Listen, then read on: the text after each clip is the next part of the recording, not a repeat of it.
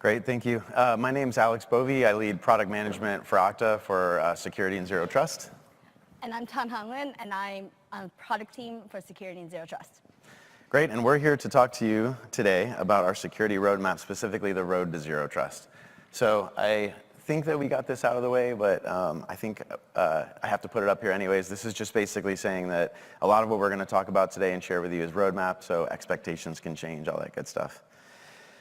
Before we actually get into talking about specifically our roadmap around zero trust, I like to take a little bit of time first to set the table in terms of what we mean when we say zero trust. I think if you went to RSA this year and you talked to the different vendors, you probably got about 6 different definitions. It can be incredibly confusing. But in terms of Okta's view of zero trust, we have a very access management driven view of it, obviously. An identity-centric view of it, and it kind of starts, and I think the reason that zero trust is interesting is it starts around this shift in the traditional security perimeter. So the old world, the sort of, your traditional enterprise of 20, 30 years ago looked like, and you could kind of describe it as like an M&M, I think is what's typically used. So this hard sort of candy outside shell and the soft chewy inside. And the idea was that once you were through that hard shell that had all these layers of security, IDS, APS, things like that, you would gain some sort of trust. So you were inherently trusted once you're on that network. And then you were untrusted if you were on the outside of it. So it was this sort of moat and castle type approach to security. And there's all sorts of flaws with that, but I won't get into it. But really, fundamentally, that pattern and paradigm has broken. And it's broken because we've taken our traditional workloads around things like collaboration. We've moved that to the cloud. We're starting to do, public API access. We're starting to have public, use IaaS systems for infrastructure. And your users are all over the place. It's not just your workforce who's, coming into the office and sitting on the network and accessing these on-prem resources. Now your workforce is distributed. You might have remote people that are all over the world. You might have contractors who work for your business. You might have consumer users that work for your business across corporate owned and BYO devices. So it's just it's a total mess of connectivity. And what that's done is it's just broken that traditional sort of moat and castle approach and made it so you have to rethink how you're going to do security. And fundamentally, I know there's a little bit of a cliche with this, but we believe that identity is the new perimeter. And part of that is just the forcing function around the surface area where you can get visibility at and how you can actually drive your incident response, investigation, and detection capabilities. And so, before actually talking about a technical architecture around zero trust and the specific roadmap items, I think it's also salient to point out some of the key differences that are driving some of these changes and just the way that we think about it. And that is to say that ultimately zero trust starts with a philosophy. It's kind of a worldview, a very opinionated worldview on the way that things should be done. And then given those principles, apply that to how you are doing access management in your business, how you're managing your users, and that's ultimately a zero trust architecture. So what are some examples of that? I think old world, privileged users. At Okta, I think the concept of privileged users has a finite lifetime, right? Because this idea of someone who's privileged doing some, going to some privileged system that checks out a privileged credential that accesses this privileged thing, ultimately at the end of the day, users are just users. And my workforce identity is the same whether or not I'm accessing a privileged resource or the lunch menu from the corporate network. The difference between those two things is what is the sensitivity of the resource that I'm acting on and the transaction that needs to be authorized. And that's ultimately what the privilege is. It's not me as a user it's privileged, it's what I'm trying to do that's privileged. So we have to start talking about that shift in identity and start moving away as much as you can from privileged versus unprivileged users. I know it's not always practical, but I think that's a high-level objective. I think another objective, and we talked a little bit about this today in Todd's keynote around advanced server access, but if you just look historically at sort of a lot of the security issues over the past 10 years, like 90% of the time it starts with credentials. Credential got checked into GitHub on accident, a credential was shared, a credential was phished, credential was pulled off a laptop by a malware. There's sort of a saying going around right now in the industry that bad guys aren't breaking in, they're logging in. I think that's pretty true. And how you start to solve that problem is you got to kill these static, long-lived credentials. These credentials that are floating around on your machines, that can accidentally be shared, that can be emailed, that can be phished. You got to start solving that problem of the long-lived credential. And so as much as possible, moving to short-lived keys, moving to ephemeral keys that are only good for a certain amount of time is going to get you a better security posture. This is, fundamentally, when you think about zero trust, the old world was rooting your trust on the network. I'm on my corporate network. That means I don't have to 2FA. I'm on my corporate network. It means I can access this server. Assume your network is compromised. Assume that your employees are accessing their resources from the Starbucks Wi-Fi, from their home ISP, from the Southwest Wi-Fi in an airplane, from a cell tower via their mobile phone. We have to get away from taking roots of trust on the network itself. And then lastly, again, illustratively, this isn't completely comprehensive, but point integrations and configurations. I think, old world was we would apply these policies and these access controls either at the point of resource or, potentially through some gateway. And what you started to see is this proliferation of policies and controls across lots of different systems. And as much as possible, you have to consolidate that down. You have to have central policy and access control so that you can understand from a user and resource perspective who has access to what and drive the right workflows around provisioning, deprovisioning, and credentialing those users so that you get the right level of access for the right amount of time. So without further ado, the way that we think about zero trust is really around architectural components, little mini platforms with a lowercase p, if you will. And it really rotates around 7 things in particular. The first is the IDP. So we talked a little bit about the identity engine today. I'll go a little bit more in depth on that in a minute. But the IDP is really the backbone of orchestration across access management within your enterprise. The second is strong authentication. Okta has an MFA product, strongly authenticating your users, critical component of a zero trust philosophy. Endpoint and devices, understanding device identity, understanding the security posture of those devices, another critical component. Centralized access policies, real-time authorization and authorization at the speed of the internet, an access gateway component so that you can authenticate traffic. And the 7th area is around threat detection. So understanding what your users are doing, being able to get intelligence around that, driving identity specific intelligence. And all of this is overlaid in Okta's mind by an integration ecosystem. So we firmly believe, at the end of the day, we want to have components in all these different technology categories and really give you an Okta solution so you can have an end-to-end zero trust stack, if you will, on Okta. But we also want to build out a best-of-breed ecosystem across these components. We understand that customers don't want to necessarily maybe use Okta for threat detection. Maybe you're using Exabeam. Maybe you're using Rapid7. You're using your best-in-breed SIEM plus UEBA product. Totally fine. On the EDR side, we want to integrate with that from an endpoint perspective. We want to play well with all of these ecosystems so that you can wire together the tools and technologies that you want to use in your environment to give you a best-in-class, zero trust forward product experience. And then the last little bit there is products and experiences. So the way that we think about this at Okta is sort of resources or nouns. Okta is known for SaaS. We're obviously expanding that to additional resource types. And so those are delivered through point products that leverage these different architectural components to give you access to resources. I'd love to go into all 7 of them. We only have 45 minutes for a talk plus demo, so we picked some of the more salient ones, and we're going to deep dive into those a little bit. And we're going to start with the identity provider. So the IDP it's like the most critical component from an access management perspective. It is the backbone for orchestrating access. And when we started thinking about Okta and all the problem statements that our customers are trying to solve across workforce identity, consumer identity, tying together different applications that have different levels of information in them across different assurance models required for the users with customization requirements, it became pretty clear that breaking open some of those fundamental assumptions that were baked into the IDP pipeline of the past was going to be essential for us to give our customers the ability to achieve completely novel and customized use cases.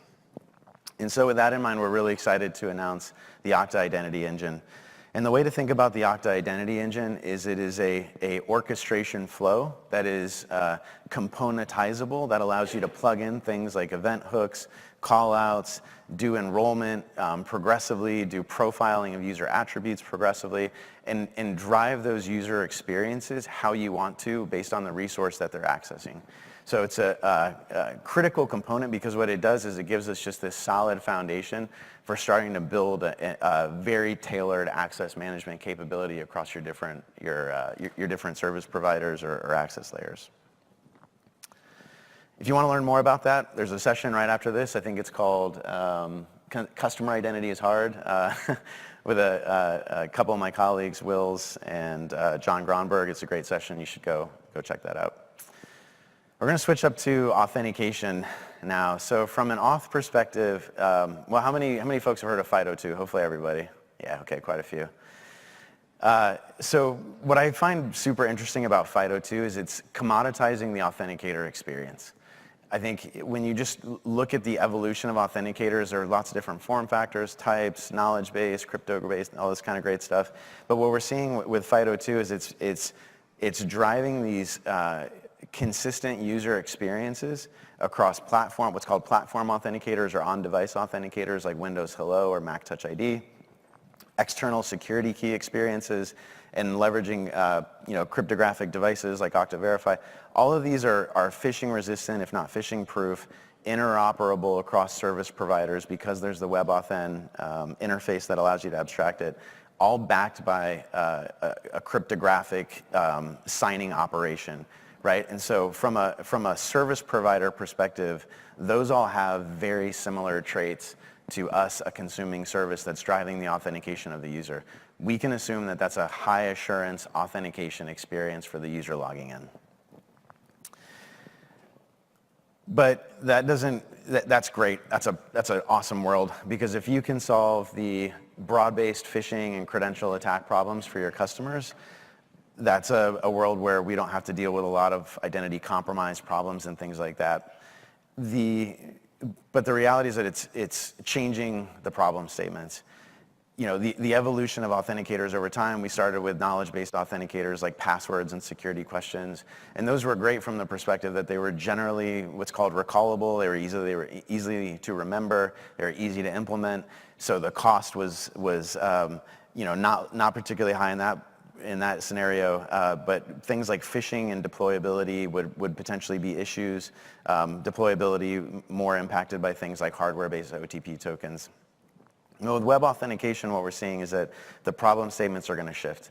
It's going to be about interoperability. So, okay, great, you guys support WebAuthn with device authenticators, but half of my workforce uses, I don't know, Windows machines that were made in 2008 and they're running Windows 7 or something like that. So we're starting to get into these interoperability issues across browsers, OS types, machines and hardware, and it's going to change some of those problem statements that we have to focus on to help get customers to that next level.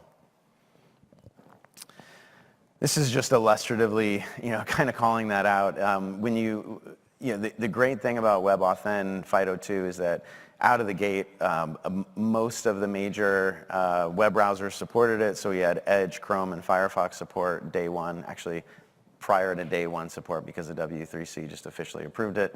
But what we're starting to see is that, across the different browser experiences, there's different compatibility with different operations, different user experiences that are driven from the browser. And so we've also shifted the problem a little bit to a UX problem. Now it's a consistency issue across different browsers. And from a service provider perspective, how do you get that good user experience that's consistent across browsers and users, that is also sort of interoperable, right? So if you register a platform authenticator on one device and then you go to another device, like, can we actually tell whether or not you're on a device that supports it, and these types of problem statements. With those two, with that context in mind, I think it's going to be very interesting to see how authentication changes in the future, and in particular, the attack surface area of authentication. In the past, it was the authentication layer itself that was the weakest link. So it was very easy for attackers to go do broad-based phishing campaigns or to go grab a list of username passwords that were compromised from some third-party service on the dark web, and then go try to beat up different service providers to see if they could get one of those to unstick and work. When you move to WebAuthn, that's just not a problem because it's a public-private key operation. It's registered directly from that credential, and you can't phish it. So it changes that issue, and what it means is attackers are not going to be going after the authentication layer in the future. They're going to be going after enrollment and recovery. That is, they're going to be trying to socially engineer your help desk to get them to put your user's identity, your user's credential in a reset state.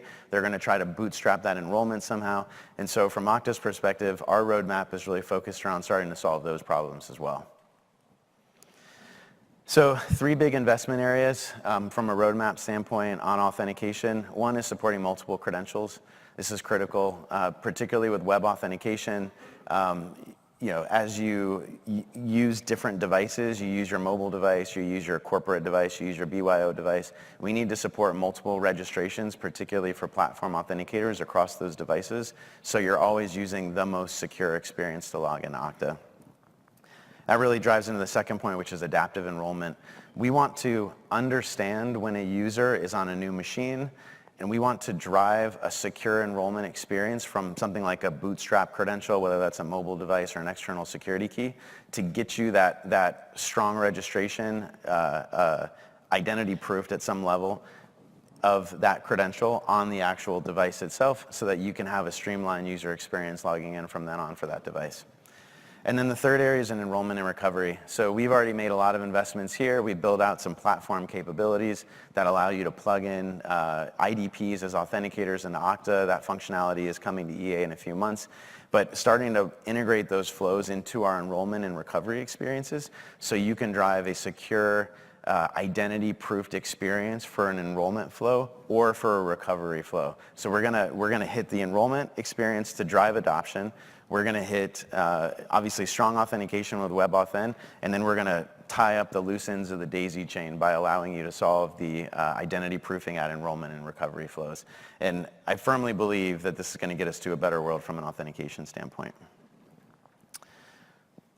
Let's switch gears a little bit and talk about device. So device identity is a critical part of the Zero Trust strategy. It's worth calling out that device is really hard. And the reason that device is hard is you have this proliferation of different device types, form factors, OSs across Mac, Windows, all using different browser experiences or native application experiences to access your resources. And so consistently being able to bind to a device identity and to understand that device is actually a really challenging problem, particularly if you want to deliver a good user experience across that. And so the way that we're thinking about device identity is really from a platform-first perspective. That is, at the Okta layer, having the primitives that allow you to do device-based registration using things like token exchange services and device-level binding and attestation at the different web flows and layers of the product, that allows you to build out an ecosystem of applications and experiences that can do those operations within Okta to provide that device identity. So whether that's coming from a browser plugin or a desktop agent or some custom agent that's home rolled, we want you to be able to attest to that device identity during an authentication experience or a transaction so we can, with high assurance, detect, understand that device, and then use that as a part of the transaction verification. And furthermore, all of those experiences are going to be supported by your favorite MDM vendors in terms of being able to deploy and get those experiences out to users for device identity. That then layers into the directory, which is now that I can actually identify devices, I can securely enroll them, how do I get visibility across those devices? And so one of our big investment areas this year is extending our Universal Directory product to support device as a first-class citizen, giving you the ability to have visibility across your devices that are registered, cataloging, inventory, all those great capabilities, as well as starting to add some basic lifecycle management capabilities to the devices themselves, supporting things like suspend operations. And where this gets us, well, one of the other challenges from a zero trust perspective is how do you start to bridge the OS login experience to a secure single sign-on experience within Okta? And so that's a super interesting problem for us. We're looking at how we support that across Mac and Windows devices, Android and iOS devices, and being able to understand that device identity, attest to the login experience and the credential that was used for that authentication experience, and then drive that single sign-on experience into Okta in a zero trust way, not taking a dependency on the network. So not having to be on network with an IWA agent or something like that to actually do your single sign-on experience into Okta. And just to kind of wrap it up from an integrated device and authentication perspective, really where this is going to drive to in the future is smarter and passwordless experiences. So using things like our factor sequencing with web authentication to deliver a seamless UX, integrating that with the OS login experience across Mac, Windows, iOS, and Android to drive to a single sign-on experience to the Okta. Risk-based access control, so using that risk anomaly detection machine learning capability that Okta's been building to actually inform the transactional risk of authenticating the user and potentially driving step up or some other remediation activity. And then lastly, we've also changed the way that we do authentication to address issues like lockouts, where we're seeing that by evaluating the credential before we have the conditional policy, that drives lockouts. So we've actually changed that fundamentally. And we're also doing some other changes as well with things like not locking the user out if they're using WebAuthn or U2F tokens, because you can't brute force them and there's no reason to lock the user out. With that, I'm going to kick it over to Tana for a demo. Cool. Thanks, Alex. Let me switch this really quick. Cool. So we're really excited about what Okta has been building in the last few months, and I want to show you some of the experiences here. So let's start with authentication experience. So right now you see on the screen a login page, but what you might notice is there's no password bar. This is probably really different from what you're used to. And this is because we've enabled for this org a couple of the new features that Alex has been talking about. First of all, we're using risk-based authentication in this org. So what happens, what credentials I enter, really depends on the context of my login. Secondly, you'll notice I'm using Chrome. This is a MacBook, and it has Touch ID enabled. We've integrated WebAuthn platform authenticators, so I can just log in with my fingerprint. And then finally, we've integrated factor sequencing. So password isn't my primary credential. I'm going to use a strong factor instead. Let's see what this looks like. So I enter in my username. And you'll see here that a pop-up from Chrome has shown on my screen, and it's asking me to use Touch ID to authenticate. I can use my thumb, swipe it here. I'm in. Super easy. I think this is what we've been looking for a really long time. I mean, the iPhone's had fingerprint for a while. I don't use my password to log in my bank anymore, but now it's on desktop. So that's really, really cool.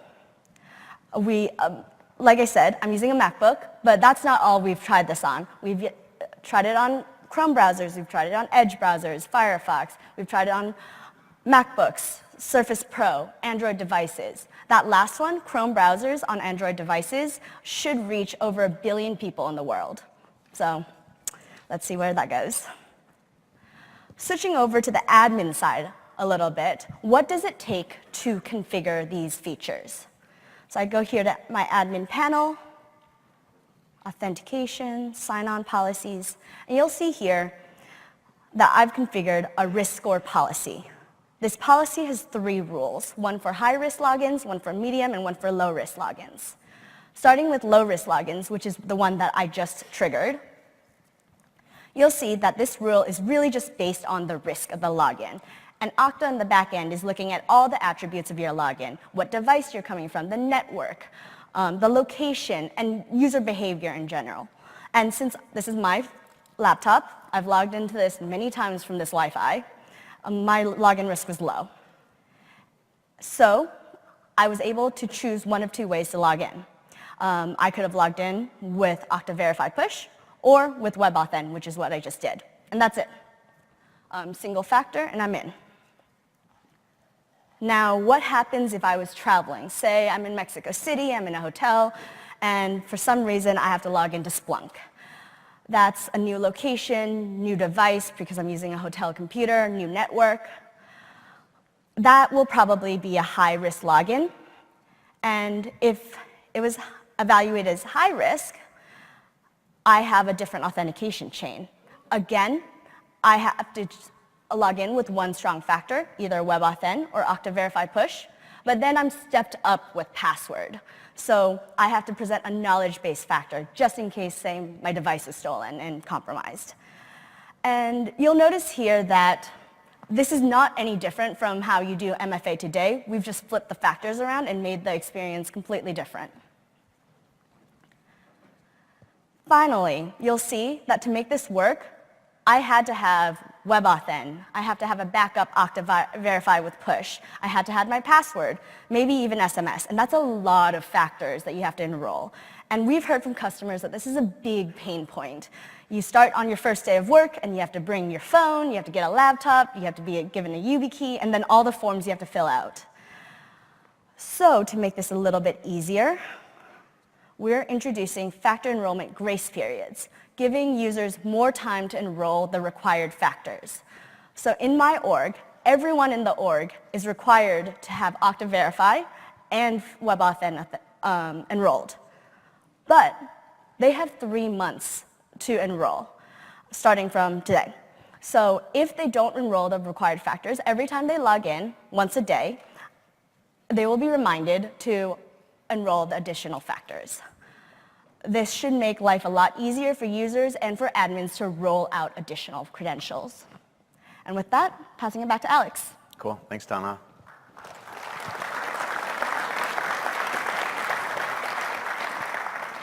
Okay, awesome. Let's talk about threats. This is maybe my favorite section.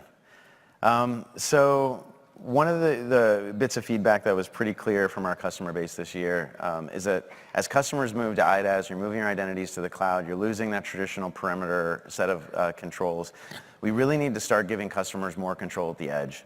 And there's some big investments we're making there, but the way to net it out is to think that we really want to give you more policy controls in particular across those unauthenticated endpoints. So being able to drive adaptive rate limiting experiences, potentially CAPTCHA on modern authentication protocol endpoints, and then frankly also just denying access if something doesn't make sense or if something looks malicious from the user. And that leads into Okta Threat Insight. So Okta Threat Insight was a feature that we announced last year at Oktane. It's a month or two away from EA that'll be available to all customers.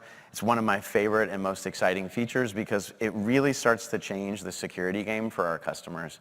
The reason that we went and invested in Threat Insight is that we recognized we had a massive amount of data and understanding contextually with what was happening across the edge of our service, and we had a unique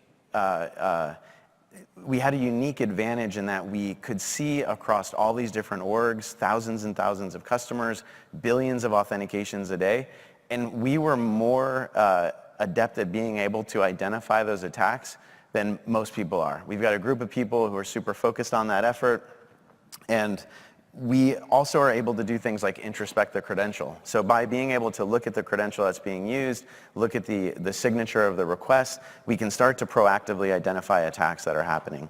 And so we're looking at things like instead of potentially, days for a customer to respond, pulling that data in from their SIM, trying to make sense of it, driving a blacklist experience, literally get minutes, order of magnitude of minutes level to detect some of these attacks. There's an immediate response capability using a coarse-grained blacklist and deny control with it, and just sort of initial data analysis suggests that we're also capturing about 90% of at least what we see and identify internally. So it's not to say that this is the end-all be-all. This is a journey for Okta, but we're really excited to give our customers a little bit more control.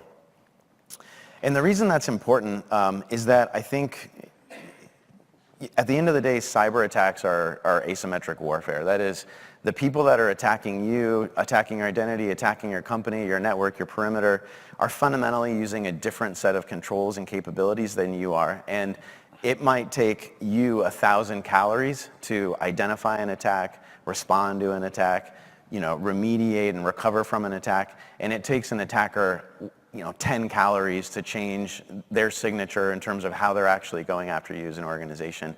And that's a little bit unfair, right? Because you're not playing on the same playing field. So we have to find ways to shift the balance of power to make it easier for you as an organization to respond to those attacks and to cut out the 80-20 so that you can focus your effort on a narrower set of attacks and narrow set of alerts. And that really leads me into my next point, which is fundamentally your SOC isn't scaling. We hear from a lot of customers that they've got alert fatigue, they've got chair swivel across consoles, there's been all these incremental technologies that you're adding on top of other technologies, and you're trying to play this catch-up game over and over again, but we need to reorient towards outcomes. And I think part of the strategy there is, let's go solve that 80-20 problem. Let's solve it with strong authentication, with device identity, with proactive threat detection and remediation at the edge. And then it allows you to take the people that are really good at their jobs around incident response and investigation and detection, and they can focus on the targeted attacks. They can focus on the whaling. They can target the more sophisticated attacks that are pursuing your organization. So they're not spending all their time on the things that should just be kind of cleared out of the way. The other part of that strategy, the other leg, if you will, in that stool, is giving users more visibility over their security. I'm a firm believer in this one, in that at the end of the day, your SOC can only do so much, your security team can only do so much, but you have to start empowering users to have a little bit more visibility and control over their own security. And you don't have to do that in a intrusive way. You can do that in a passive way. Hey, it looks like you have suspicious activity on your account. Hey, did you recently log in from this location? Hey, did you recently reset your password? Push notification to Okta Verify. So starting to give that more visibility to end users and then allowing them to drive self-remediation workflows from it. So being able to tie some of those end user experiences, drive that from a workflow perspective to some sort of an automated response, gets you a much quicker incident response capability and remediation capability where the user can actually recover their account, can bump that to the right people if they need to from an investigation standpoint. And so we're super excited about what this means in the future. And with that, we'll do another demo. All right, before I start my demo, I just wanted to put a little plug in. The WebAuthn feature that I demoed just now, it's available in EA in preview this week, and we hope to make it EA in production as soon as next week's release. So be excited for that. Switching over to my demo, let me start by putting on my end user hat. I'm going to play the end user right now. And as an end user, every day I go and start by checking my email. Today, I see that there's some strange new emails from Okta. My MFA factor has been reset and then enrolled again. I've been standing here listening to Alex talk, so it's clearly not me. Going into here, I see information and not me. So I can report suspicious activity. Again, I can review the details of the attack, and if I don't recognize this activity and go forward with confirming this report, some actions will be taken in my org. My Okta administrator will be notified, so they can respond as needed. And I will also be signed out of all devices and put in password reset mode. So this allows me to have peace of mind that whoever got into my account, they're kicked out and they can't get back in. Press the button, super simple. And that's the way we want it to be for the end user. If they see something wrong, press the button, and then the admin and Okta will take care of the rest. So taking off my end user hat and switching back over to my admin role, I go to the admin email account. Here I see that, yes, the end user has reported suspicious activity. I can click on Review Security Event and be taken to the syslog where I can see the details about what happened. What actually triggered this event that Okta had to notify the end user? Where did it happen? What happened? See a map view of it. What you should note here is an end user reported suspicious activity is a distinct event in the Okta syslog. That means that you can send that event to Splunk or to your SIM tool and connect it to your incident response systems. Now, you'll also recall that the Okta didn't just notify the admin. There were some additional actions taken. And those actions were coordinated by Okta's automations feature. So here you'll see that I've actually created an automation for user-reported suspicious activities. When a user reports suspicious activity, I will run these 3 actions shown on the screen. Now, of course, these actions might not be right for your org, and you know best. So you can always change the actions. Say you don't want to clear the sessions, and you don't want to reset the user's password. Delete it, activate it, and you're good to go. And these are just the actions that are in Okta. So automations are powering actions within Okta, but like I said before, this is a distinct event that you can subscribe to using an Okta event hook. So when this happens, you can trigger downstream actions in Splunk, in Twilio, in Slack, like you saw in the keynote today. So with that, before I pass it back to Alex, I do want to say that this is only the tip of the spear for automations. I've showed you the security aspect of it, but there's a lot more you can do. So there's a talk about that tomorrow called Eliminating Tedious Tasks with Automations, so go see that if you want to learn more. Thanks.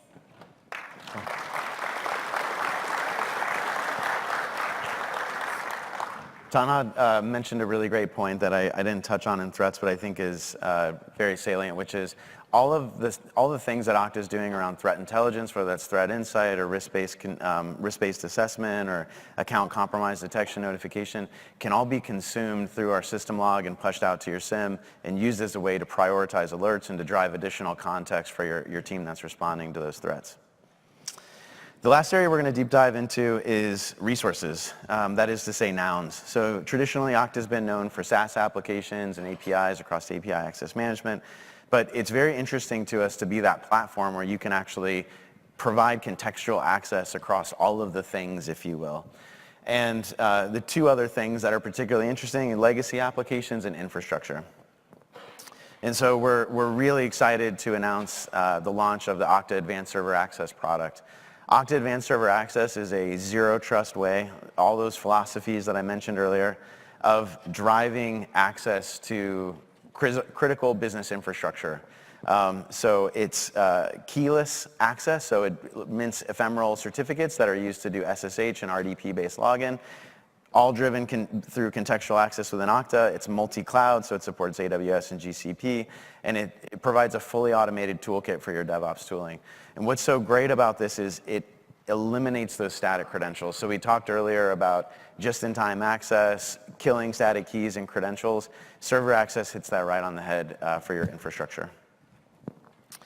And so where we want to go with server access from a roadmap perspective is obviously we play well with all of your IaaS today, and including we can work with your private cloud environment, but we're also looking at taking the product further. We want to integrate with all of your DevOps tooling. So if you're using Amazon CLI to do automation or to do configuration or management of those servers, we want to integrate with that from a server access standpoint across all the different CLI tooling. We want to integrate with Terraform and be able to use that tooling to automate provisioning of servers and spin up and spin down actions. And then lastly, we want to look at doing, meeting customers where they are from an infrastructure perspective in their environment. So whether you're doing 80 joined machines or you need more fine-grained permission management on the machine, those are all capabilities that we're delivering in the future on our server access product to help you get to a more secure security posture across your infrastructure. So just to recap, server access, from a call-out perspective, it's killing the manual operations that you had previously from an infrastructure standpoint, killing your static keys, killing your shared accounts. Your directory interfaces is all moving to local provisioning and deprovisioning experience. So we saw the demo earlier today where, a deprovisioning action, whether that's driven from an HR system or an Okta directly, immediately revokes access. Instead of doing session recording, looking at structured log aggregation for the product. This is an exciting time for us in terms of just investing and launching a new product that provides that new category of access for our customers, leveraging, again, a central policy capability with Okta's contextual access capabilities. So final thoughts. I think I really love this quote from a customer. It was probably 4 or 5 months ago, because I think it's really salient to a lot of the other customers that I talked to. And they said basically, we were talking to them about Zero Trust and how we're thinking about it in their program. And they basically said, look, Beyond Corp is kind of the reference architecture from Google, but basically said, hey, Google's got this, there's a room full of a company full of propeller heads, and we just have the people in this room. And what they meant by that is they were really inspired to get to better security outcomes. They were really inspired to push their organizations forward, but they don't have, the 10,000 engineers to go build a server access product on their own or to drive, creating a custom device identity experience. And so for us at Okta, we want to really be your trusted partner for that Zero Trust and modernization journey across all of your different capabilities as you're modernizing access, as you're taking your collaboration tools and you're moving into the cloud, best of breed adoption, integration in your ecosystem, adopting IaaS or lifting and shifting server resources out to public cloud infrastructure. Okta wants to be that partner, and we want to give you the sets of tools and capabilities to help you really achieve that journey and to get those good security outcomes. And so with that, questions? Hey, Hi. so the WebAuthn feature looks really cool, but do you guys have any EA customers, like say in China, where auth pushes have been kind of a challenge? Sorry, it was hard to hear you. Can you repeat it? The WebAuthn feature? Yeah. Do you guys have any EA customers in the Asia-Pac region where push notification or anything like that has been a challenge? So for web authentication, there shouldn't be specifically, I'm trying to think if there would be any specific issues with those regions explicitly, and I don't think there are. I know with push notifications, the main issue around areas like China is that Google Play services are not turned on by default, and so you can still use your OTP experiences, you just can't use your push experiences. But WebAuthn as a standard still supports external security keys or on-device authenticators, and so you'll still get that secure experience with WebAuthn. We've seen some great stuff here today around bringing in visibility to the users to bring that zero trust security aspect. So my question is on the impact that it brings from a privacy standpoint. So you showed some really cool things on how you get visibility into the various devices that the user uses and how you can manage them from within Okta. But given that there are more stringent privacy laws that's coming up all over the world, are there levers in this architecture that provides the customers to kind of tune them to various jurisdiction requirements? Yeah, sure, makes sense. So the question is specifically around device identity and device level attributes and sort of the privacy implications of that. I think it's important to fork that conversation at the highest level across consumer and workforce users. So your consumer users' privacy is obviously much more of a concern. The way that we drive device identity primarily today from a consumer standpoint is just a lightweight fingerprint. That fingerprint is, a hash of attributes. We don't actually collect any of the data. It's very opaque to us, so it's request level signatures around the user agent paired with a fingerprint. From a workforce perspective, I think the way that we view that problem is that that's a device enrollment problem, first and foremost, where the user is driven to an enrollment experience. That enrollment experience can be pushed from MDM or it can be a self-service flow. The way to incentivize that self-service flow is the carrot, right? So doing things like using device identity at Okta Sign-On to reduce a sign-on requirement or to make it so you don't have to MFA as often is that's kind of a best practice that we've seen with customers where it can drive adoption and enrollment of the device registration experiences where they are then opting into it, particularly for BYO devices. So you kind of have to follow that tree down. I think if it's MDM managed, the reality is MDM has a lot more than Okta's going to have. If it's workforce but BYO, you drive that through an enrollment policy, but allow people to opt into it. And then on the consumer side, obviously privacy is more of a concern there.